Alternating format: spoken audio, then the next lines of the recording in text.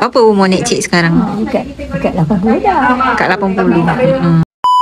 Nek Cik, kali ni dah berapa kali kan repeat order, dah banyak kali juga kan minyak kapur dara. Boleh tahu apa yang buatkan Nek Cik beli lagi?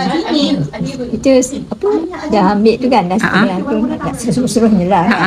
Dalam bulan ni Rasa apa yang best minum minyak kelapa dara ni? Rasa macam sedap itu kan badan kita. Jadi macam makan-makan lain tu kita okey lah semualah. Kan? Tapi selera lah kan. Selera. Rasa lebih bertenaga tak bila makan minyak kelapa dara ni? Rasa lebih sedap. Bertenaga. Berapa umur Nek Cik sekarang? Dekat 80 dah. Kat 80. Setakat ni kesihatan okey lah. Check up tu semua okey. Cak ni kadang nak bang tu rasa sesali dah sakit kan. Lutut okey. Lutut pun semua okey, masih boleh berjalan kan walaupun dah nak dekat 80. Kalau pergi check up kencing manis, darah tinggi, kolesterol tu semua okey.